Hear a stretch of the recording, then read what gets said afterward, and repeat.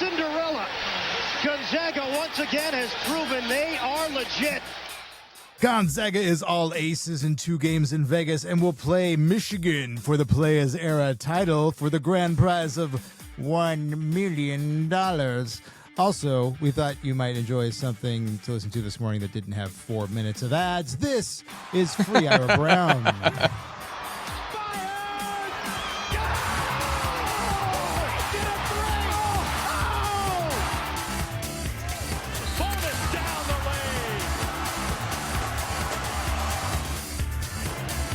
Shot clock turned off. Calvary. Hall. 8 to shoot. Hall. The runner. Loose ball. It's good. Oh, yes. Hello, one. Hello, all. This is Free Ira Brown, the Gonzaga Hoops podcast. I am filling in for Chris Brown as the leadoff host. This is Adam Bazzano. And I'm joined by one of my very best friends in the whole world, Mr. Martin Merrill. Martin Merrill, say hello. What's up? Yeah, baby. Let's go. He sounded good, by the way. What? I always sound good. Doing the pinch hitting for Chris. You did a nice job. I think you might. Thank you very much. I don't know if you're gonna Wally Pip him. I appreciate that. But you don't think I'm gonna Wally Pip him? I mean, the fans love it. You can hear them. Like they can't get enough. Right? Yeah. Yeah. I mean, Chris doesn't have the luxury of pushing the buttons for applause. So what are you drinking? What are you drinking? I'm drinking Don Julio 70, chilled. It's very good tequila. I got that. I'm drinking Don Julio vodka. I think I knew it was tequila. Yeah, fair enough. Well, anyway, it's tequila. It's yummy, and I'm enjoying it. And it's in celebration of Gonzaga's recent performances. I mean, tonight we just got done watching them completely dismantle That's fun. ACC, right? A Big Ten basketball team. Absolutely boat raced in a way that is crazy. They make these teams like Oklahoma, Creighton, not Alabama because they're very good, but Oklahoma, Creighton, Maryland. They make these teams look like they're 300 level teams, and these are solid teams with good offenses and aspirations to make the tournament, and they're beating them by 30 plus. Yeah, this Maryland game was. I mean, I knew I was very confident we were going to win this game. Don't get me wrong. Like we are a much better team than Maryland. They somehow, this guy who magically looked like he was going to die on the court earlier this week, like suddenly plays. We were like, oh, he's out for the year potentially. I swear I read that, and Chris says he read it too. I swear I read that they had declared him out. I probably read that it was like they feared him out for the year. Whatever. He played, and it makes the win look even better because he is a pretty good offensive player. He's not a great defensive player, but I mean he had a good game. I mean, he went for 14, 5 of 10 from 7 rebounds. He was He's getting some good whistles. He did get a lot of good whistles. I referred to the whistles in this game as like catch-up AI. Like, oh, we're gonna help these guys out. They're getting beaten badly. We're going to give them a few breaks. There was one play towards the end of the game. It sticks in my head. Like it was behind the back pass. Mario Sansupuri behind the back to Braden Huff in traffic in the lane. Braden gets it. He's being literally hugged. One guy has his arm like around him, and he's getting hacked on the hand by another guy and goes up over the top of all 3 of these losers and finishes and can't get a call. But you breathe on pain, and he gets the whistle, that kind of stuff. Whatever. They couldn't stay with us. The defense in the second half, 29 points in 20 minutes. It's such a beatdown. We let up on him in like the end of that second half. We kind of let him like go on a little spurt. And but they exhausted themselves, man. They were. I think you're going to see that. I think you're going to see that a lot. We were playing with our food a little bit, not a little bit. We were playing with our food a lot in the second 10 minutes of the game. Maryland, looked like we were going to win. We looked like we were going to score 60 in the first half. Yeah, it did. And then we really started goofing around and making poor possessions. Maryland shot made 10 free throws in the first half. Just kind of playing with our food. Second half, blew the doors off and put the clamps on them. Give me a clamps drop, Adam. You want the clamps drop? I want it. Want clamps? Give me. Let's get some clamps. Clamps! They're clamps, you And if I want to fucking snip with these clamps, I will snip with these fucking clamps. Oh my God, Tyon Grant Foster. Okay, let's so Is the he gonna be Maryland the game. Yeah, He go could be on. the West Coast Conference Defensive Player of the Year. I mean, he could be. Yeah, God, he's good. he's so good. He steals the ball. He plays tough, and he sticks in front of his guy. He comes up with blocks. He's good weak side help. He's freaking phenomenal, man. The only criticism I have of him is just don't shoot any threes, man. I know. Or shoot that first one. He always puts up one like in the first 3 possessions of the game. Like put that one up, and then if you make it, great. You can shoot another one. But if you don't, then you just don't shoot. No, anymore. I say no. You make it great, and Great. don't. That's enough. Move on. Go 1 for 1. That's enough. Because it doesn't look good, and we don't need it. We definitely don't need it. We need more like absolute monster offensive boards. There was a play. We're gonna focus on Maryland, and then we'll move past it because Maryland was an absolute drubbing. The biggest takeaways. What was your biggest takeaway from the Maryland game, Mard? Oh, I think we just kind of covered it. It was well, the 3-pointer came back. I mean, guys, the biggest takeaway would have been like we finally broke through with 3-pointers. I don't think we're good 3-point. I don't think we're going to be a good 3-point shooting team. But God, it was nice to see them just explode and make a lot. And so many players made them. 1, 2, 3, 4, 5, 6, 7 different players hit a 3, led by Emmanuel, who had a crazy night. 5 14 of 7? 14 made 3-pointers. But the continued domination on the glass, 39 to 29, which doesn't seem that bad, but we had 13 offensive rebounds in this one. God, it's just a beautiful thing to watch them, good. Harass. What's that? Is that Chris Brown's music? Hey, there's Mr. Brown. There's our guy. Welcome, sir. Much like you can't stop the water from running, you can't keep Chris Brown off the pod. We're live, Chris Brown. We're live. Gentlemen, Yeah. anything interesting to talk about? Yeah, so we're just finishing up talking about our takeaways from the Maryland game, other than it just is an absolute We're about to go into the one that crushing beatdown, but mainly like Emmanuel Innocente, like 5'7". What? Where? Sure, take it. We'll take shooting it. with confidence. You know what I loved? I love that they drew up a play for him once he had made 3. Yes, He made or 4. Then we specifically had a play designed to get him a shot. I'm so happy they did that. Like they recognized, okay, he's got it going on. Let's get him another shot, and they did, and he nailed it again for I think it was either his 4th or his 5th 3. Yeah. Anyway, crazy stuff. My Bluetooth. So sorry, everybody. A word for Mark Few, because I think he did 2 things that were really, really awesome in this game. The first was Mario went out like 4.5 minutes in, and in came Smith, who did not have a very good game against Alabama, and Smith was really, really good. And I'm sure we'll do a deeper dive when we do a bigger pod, but I thought he was really good. And did he even outplay in terms of the minutes for Mario? It was pretty close. no, he didn't, but he definitely was in for a long stretch of time. Certainly in the first half when it was a little closer, he was in for quite a long time. I just liked the way after a bad game, Few went right back to him, and then after the technical from Innocente at the end of the half, and he was kind of barking a little bit at Few and Michelson. Yeah, he was. He was heated. Yeah, saucy. Get that little Italian blood going, and get that. I'm surprised he didn't start talking with his hands a little more. Yeah, but he came. What, 2 minutes in after Foster ran the guy over on the fast break, right back to Innocente. And like, just to me, that's just really good coaching. I thought that just a shout out. That was my first big takeaway. Credit where credit is due. Yeah. Steel Venters coming alive. He's alive. And He's both Not just games. alive, but like even the ones he missed were Go. aggressive. Yeah, he looked really That's good. why he's on the team, and he's knocking them down, baby. At the end of the first half in both games. Yeah. Mm. Yeah, that's right. All right. So Maryland, they were never close. We outclassed them in every possible facet of this game, and 161 kind of speaks for itself. So, but the bigger win, the more important win, the win that they're going to be talking about in March, The resume win. the resume win is the 95-85 victory over the Crimson Red Tide of Alabama and Nate Oates, who I hate. I don't know The why. Pachyderms.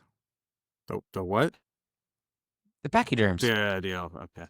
They have an elephant, but they're the red tide. They don't make any sense. Fuck 'em. Crimson You know what? Tide. I It's know not the Nate red tide. Oates is annoying, but you got to at least hand it to him for scheduling the way he has scheduled. Dude, he he's doesn't have scheduled for sure. Oh yeah, do that. They played what, 3 top 10 teams? Now, he didn't schedule Gonzaga, but he scheduled, he's happy to be in the Players Era tournament, but he did schedule St. John's and Purdue and Illinois not in the non-conference, all top 15 teams. So props to him for that. Yeah, for sure. But man, it was satisfying to beat these foos. Gonzaga. I mean, this was another Tiger and Grant Foster. Just like both he and Ike had 21 points. Tyon. This game is one of those like, oh yeah, that's why we went so hard for him. Yeah, right. Yeah, I mean, Tyon Grant Foster in this game. I mean, if we don't have him, do we win this game? Maybe. Well, yeah, maybe. I mean, he's really good. I mean, he wasn't the only guy. He wasn't carrying us. He had 21, but Ike was great, and so was Braden Huff, and so was Mario. The thing is right, like, but that's a trickle effect, right? Like, my love from this game came from closing both halves. If you look at KenPom breaks it down in quarters, right? We are 9 points up in the end of the first half, the last 10 minutes of the first half, and 6 at the end of the second half. And that, when you're talking about an Alabama team that ran 7 deep to start and then didn't have right cell, barely played Bull Bowen because of foul, so he fouled out. I mean, they just wore down. Even Phylon, who was amazing, scoreless the last 10 minutes of the game. The guy died and he was scoreless for a quarter of the game. You just wore them down. Yeah, and we don't have Grant Foster. He could To answer your question, okay. My indelible image from this game is Graham Ike on the opposite block, and he's just looking. He's looking at Grant Foster, and as soon as he sees that guard, Grant Foster, look that away, pass. And that my God, on the money. Alley-oop from your All-American level 5 to a wing for like an absolute epic and not open, like slam. over like 3 people. Yes. Like the pass was not like, it was not a clear shot, fast break pass. Like that was incredible. What it was so great. My favorite play from this game also involved Tyon Grant Foster. It was not at a huge moment of the game. It was early in the second half. So Tyon Grant Foster, he's driving on Houston Millett, our old pal. He spins back toward the key, and then he misses a tough shot between Millett and the help defender Bristow. And he's the only Gonzaga player there. He goes up and grabs the rebound away from Aiden Sherrill, their big fella.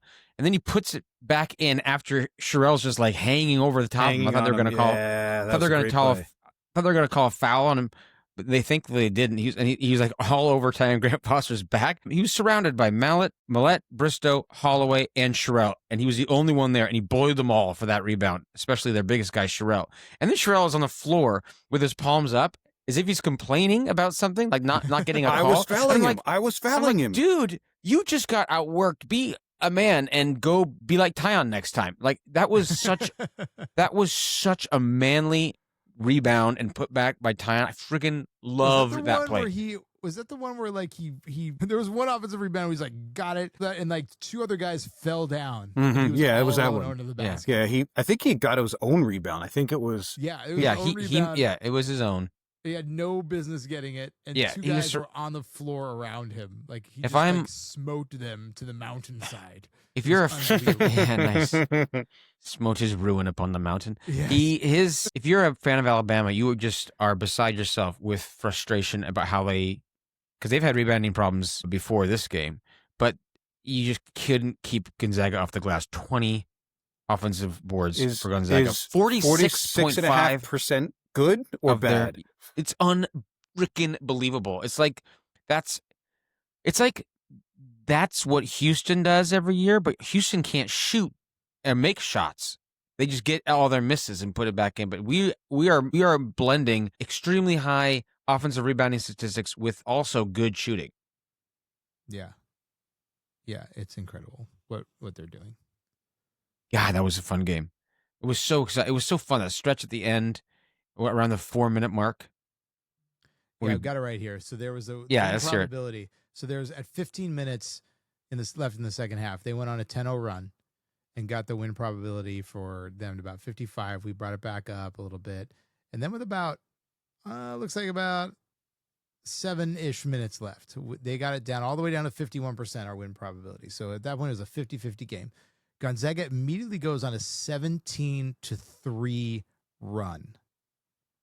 17-3.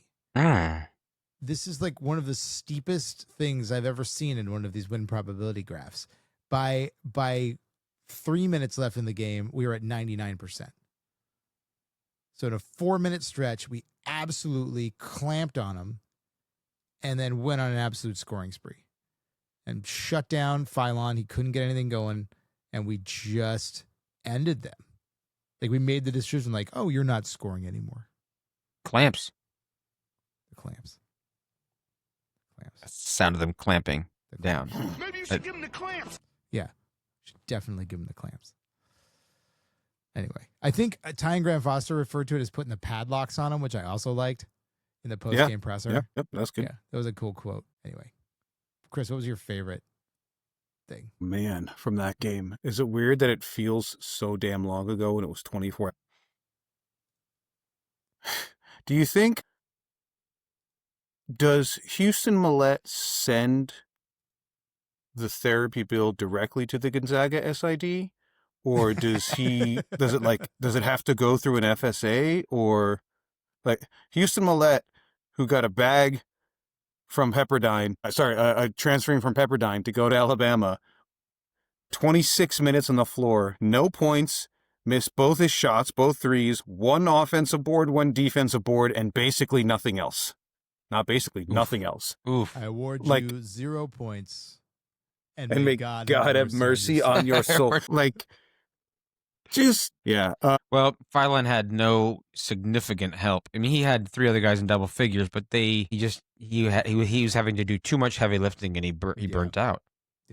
Yeah. I mean, hats off to that guy. The fact He was that- incredible. It tells a lot to me. The fact Alabama likes to go fast. They love to shoot. They'll shoot 30, 50 3-pointers in a game if they want. They can, yeah. Not only did they not shoot well, we were harassing on the perimeter, so that was like the major reason.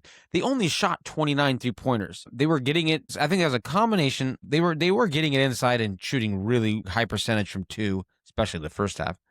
But also we limited the looks outside, which is saying a lot from a team that just loves shooting 3-pointers.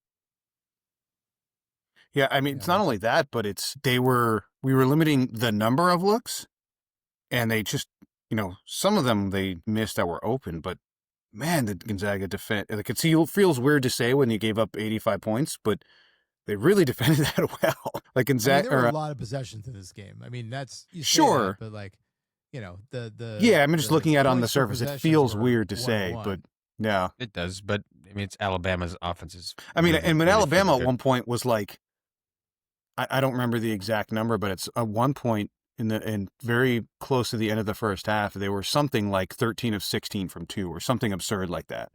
Like they were hitting everything inside the arc, but they're so not programmed to take 2s that are, especially if they're not in the paint, that they just are, they're taking their 3s, and I think it almost, in a weird way, it kind of messed with their mojo because they're not used to that. I don't know, maybe not. And it's easy to forget, like, we did not start off that game well. Mm-mm. Like, we shot, Yeah. like, Ike missed his first 6 or something, 5 or 6 Yeah, shots. yeah, 6. And, like, we got off to a slow start. That's true, and then I really? remember He missed his texting- first 6 shots? Yeah. Yeah. Wow. Cheryl We was were kind of texting, eating like, his we lunch. He are- blocked him a couple times. Yeah, like 10 minutes in, I felt like it was insane that we were still Your in it. texts were alluded to that. Yeah.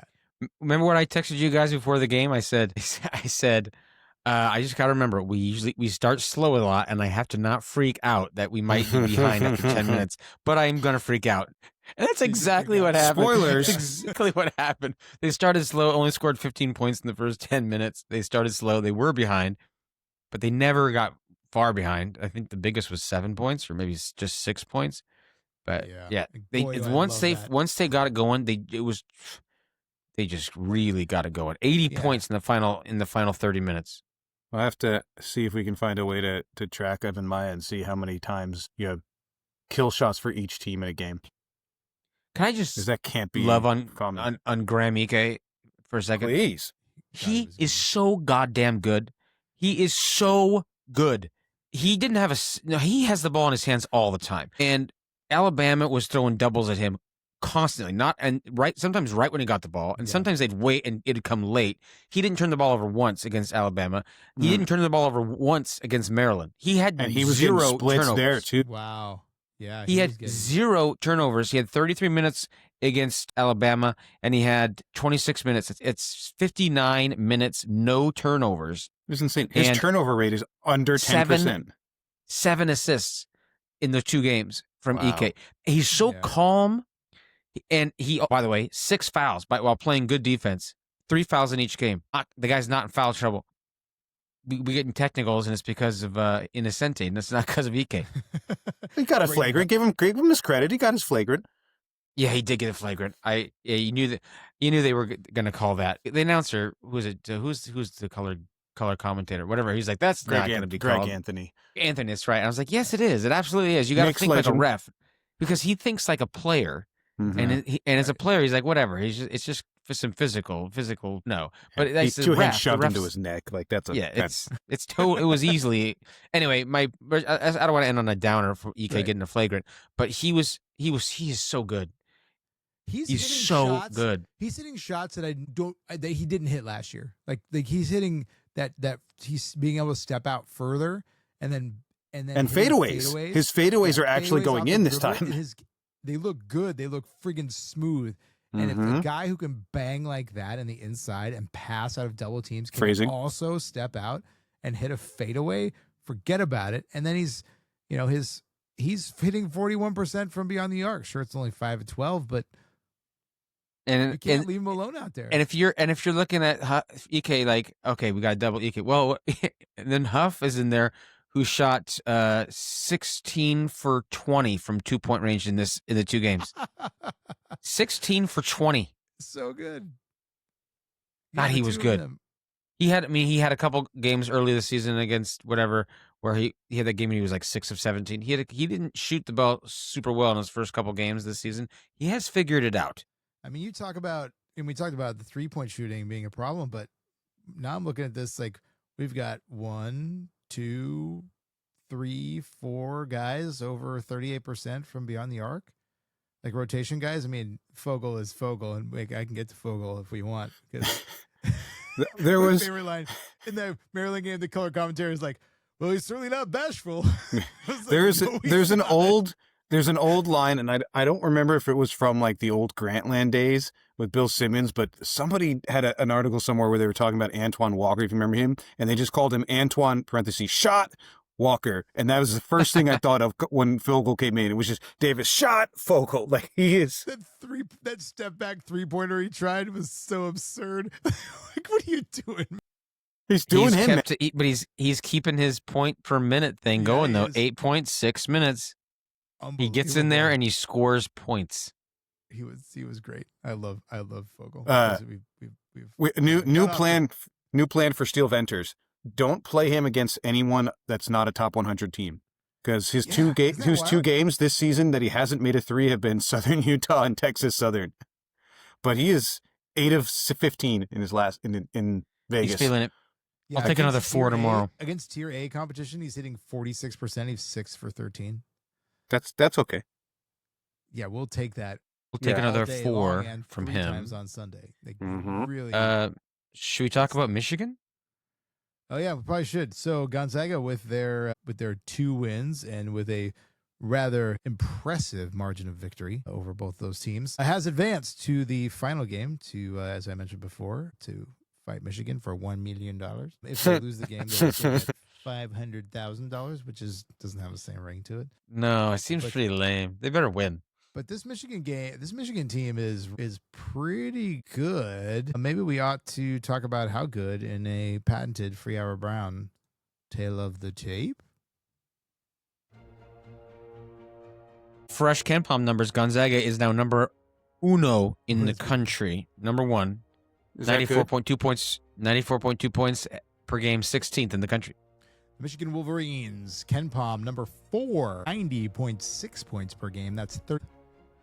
Tempo 72.1 possessions for GU. That's 73.1, right in there, but that's at 35 in the country. Let's see, from 2-point range, 62.3%. Gonzaga is 17th in the country. The Wolverines, 63 points. From beyond the arc, Gonzaga is up to 34.8. That's 126th in the nation. That's pretty good. Michigan slightly behind at 34.3, 136th in the country. From the charity stripe, Gonzaga is now at 73%, which is 135th. Now, Michigan's only 2 points better at 75%, but all the way up to 87th. Adjusted offense, Gonzaga at 125.1 per 100. That's 5th best.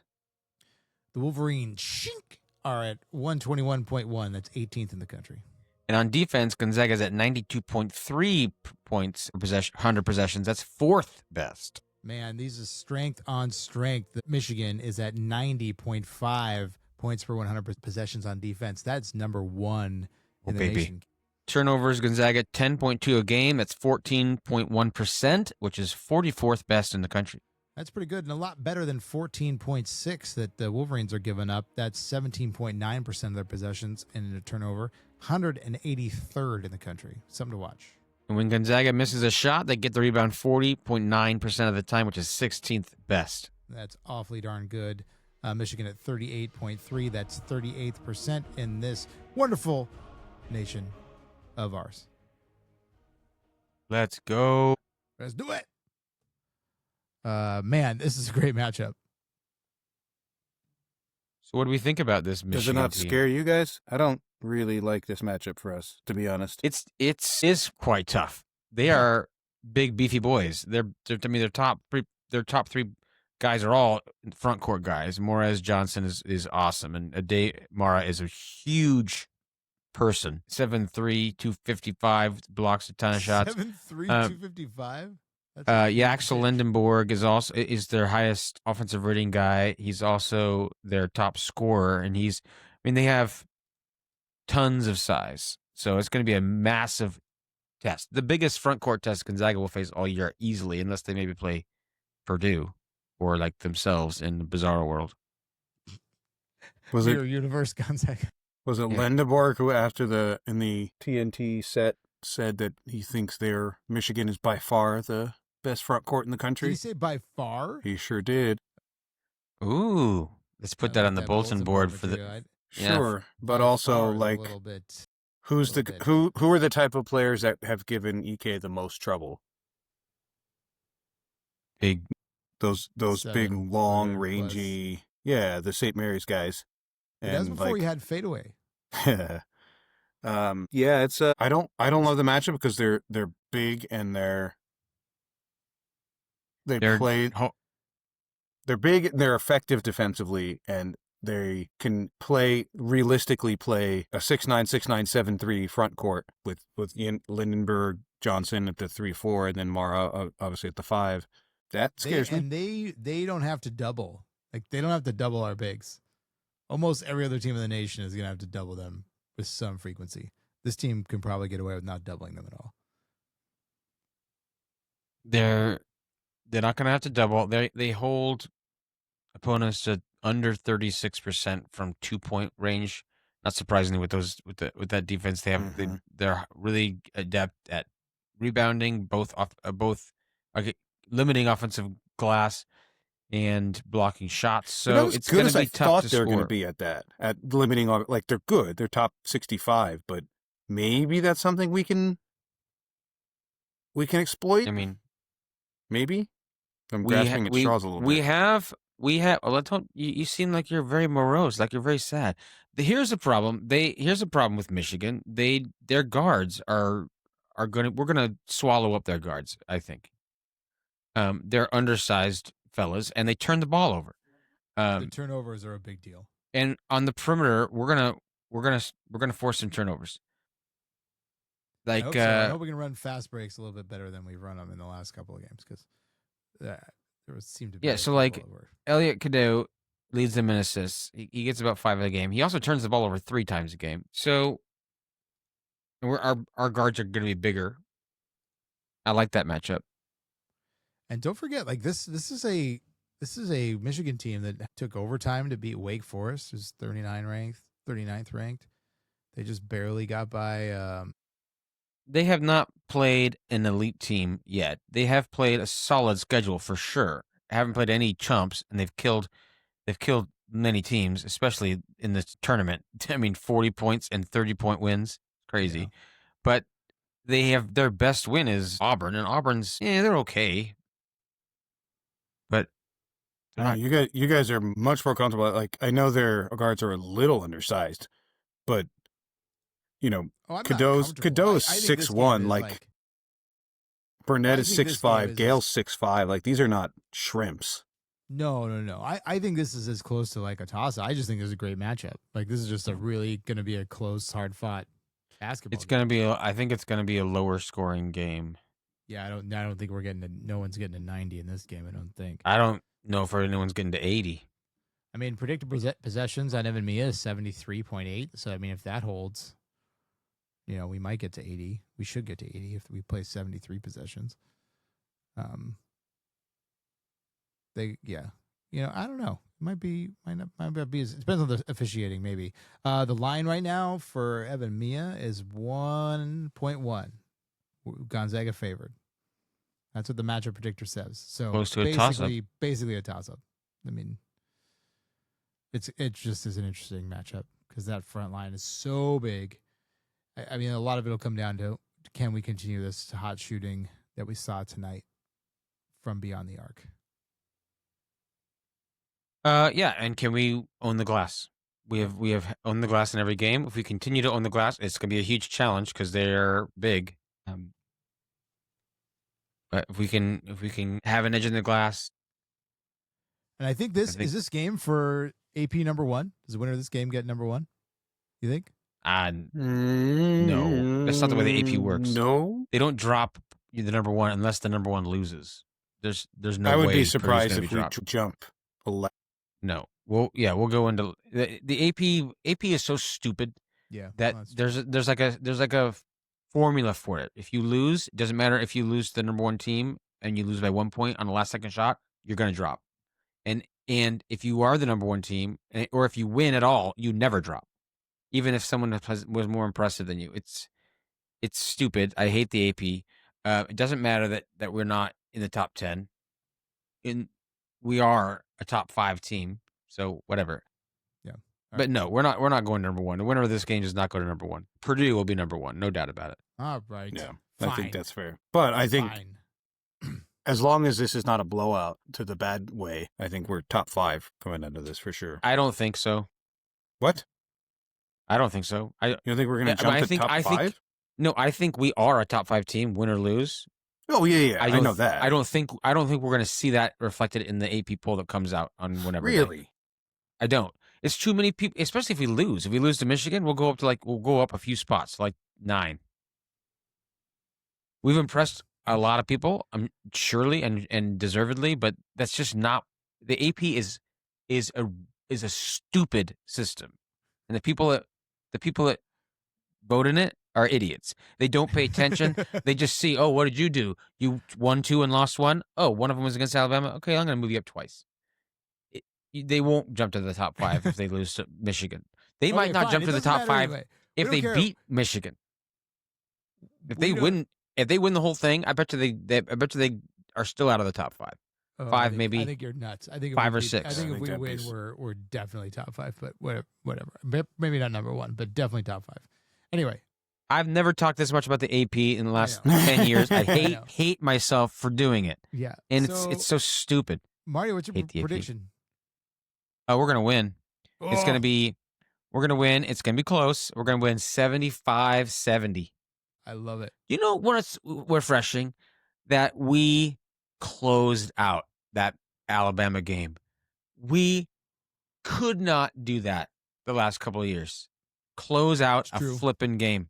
Yeah. They closed it out and played really well down the stretch. And shot it. God, that felt good. It was like President Scroob breathing out of the fresh air can. That's what I felt. Oh my God, this feels good that they closed that game out. Anyway, yeah, we're gonna win 75-70. Book it. Okay, 75-70. Chris Brown. He thinks we're going to lose. He does think. Yeah, I kind of do. I just think this is like the worst possible matchup in terms of For them. in terms of our front court. I think it's exactly the type of people that give us trouble, especially EK. We talked about how good he was, so maybe he's got another expansion in his bag. But I envision It's not just EK. They got to deal with Huff too. They got to deal with Mario. They got to Sure. deal with. Do they And have an this- athlete on the wing like Tyon Grant Foster? I don't know. I haven't watched Michigan too much, but indeed, let's go. I think Tyon's going to be huge in this if game. Gonzaga's going to win, the areas where Gonzaga has an advantage, in whether that's Mario or whether that's Grant Foster, they're going to have to be so much better than their counterparts. Because while I think EK and Huff are going to get points, I think it's exactly the type of game where you're going to end up seeing some of those fouls. Mara ends up drawing actually fewer fouls than I would have expected, all things considered. But it's just one of those things where I struggle to see where Huff and EK won't get into foul trouble, especially if Huff is guarding Johnson or if Landenborg's at the 4, like Huff has to step out. Landenborg's shooting, 4 to 5 threes a game. Like that. He's a souped up version of whatever that dude was from Creighton. So we Whose name I see can't remember. we see Freeman. Whatever. No. The forward the power forward who's hurt. The kid who's out for the season. McCanders, McCanders, yeah, whatever. Yeah, thank you. McCanders. That's what I said. Thank you. Sorry, I didn't. He's hear out it. for the year. That's pretty sad for him. Yeah, and like I just think he's a better version of that, and so that could really cause a problem. All that said, we are really, really damn good. I think this is going to be real close, and But surely you're not upset to see that if Diani gets some minutes because of said foul trouble. I mean, I love Diani, so Diani can hold his own defensively. Yeah, He's a big bet. He comes in there, and I'm not like worried at all. I'm pretty psyched to see him play. And like there's nothing about this where I think like Mara's nowhere close to something like Zach Edey, where I think they're just going to eat us. He's going to eat us alive, like as well as we can play. He's not. He's absolutely not. So I don't think this is going to be a blowout or anything. Just a little bit. And we have nervous. so much depth. Worley can guard up to 4. Tyon Grant Foster is like the best defensive player on the floor. I'm high, baby. I'm high on him. He's high on him. Let's go. I mean, I don't What do have you a think, good, Adam? I don't have a good argument. that's just my feeling. Yeah, you What do do. you I'm think, just I like your arguments. I just don't respect them. Yeah. That doesn't make sense what I just said. I think it's Michigan has to worry about getting in foul trouble against our guys. And I think we win like 78-72. Oh, hell yeah. Let's go, Adam. I don't what I see think. anybody with any of the predictive metrics seem to have it up. You said you found something on Maya, Adam? So, well, yeah. To go behind in the pod a little bit, folks. And we're gonna get going here in a second. But they have like a hypothetical predictor matchup on Evan Mia. Oh, You go to matchup okay. previews, you can pick the teams you got. So Okay. I have Michigan as the home team on our neutral floor, and over under 160. I'd go under. Yeah, a 1.5. I mean, I think Evan Mia he has this opponent adjust component that like says Gonzaga plays much worse against good teams than bad teams, but I think that's a little misleading because like we just dominate all of them. Can't you say that about every single Yeah, that's what I was just going to say. Everybody plays What a little a weird worse thing to against- say. But I mean, that is This just in, it's harder to that play well against the adjustment- good teams. That adjustment is plus 1.4 toward Michigan. So the baseline prediction is Gonzaga minus 2.5. And then it adjusts this 1.4 because we apparently play badly against good teams. But I think it's based on like the difference between the two. And the teams the bad teams we've beaten them so soundly and with backups and stuff, right? So like we just, by the end you get all those backups in, your offensive numbers aren't as good. This is me, speculating a bit, but what I'm saying is, it has us favored, but only by a little, which I think is accurate. Like this is whoever executes the best. Both teams are coming off, you have 24 hours to prepare. Like there was not a lot of work. There's not a lot of scouting that you can do. You didn't know who you were playing. It's going to be hard, especially for a team like that. That's a 7-3 maniac who's like, huge inside, and this big guy that can shoot threes. So it's going to be tough, and they're going to have a tough time preparing for the two bigs of Gonzaga. So I don't know. I just think it's gonna be a really fun game. And go Zags. Yeah, I go can't wait. Zags for sure. Yeah. I All right. can't think of a better Thanksgiving start to the Thanksgiving break. Let's go. Yeah. I'm gonna have some beers during that game. Boy, tell me. Boy, howdy. Boy, tell me. What the fuck is that I just said? All right, everybody. Sounds like he's already had some beers. Yeah. I mean, I just had this little bit of tequila. Just a little bit. Oh, well, yeah. That'll do it. You had the Don Julio vodka. All right. This is our special reaction pod. You'll hear from us again next week. We'll talk about Michigan. Next week, aren't we doing it tomorrow? Well, maybe, but we're not. I don't know. We haven't decided that yet. Oh, okay. All right. Never mind. Sorry. I thought we were doing it tomorrow. I thought so too. All right. This has been your instant reaction pod. Clearly well planned out. Clearly well planned. Good night, everybody. Go Zags. Georgia claimed her. Georgia named her Sweet Georgia. They call her Sweet Miss Georgia Brown.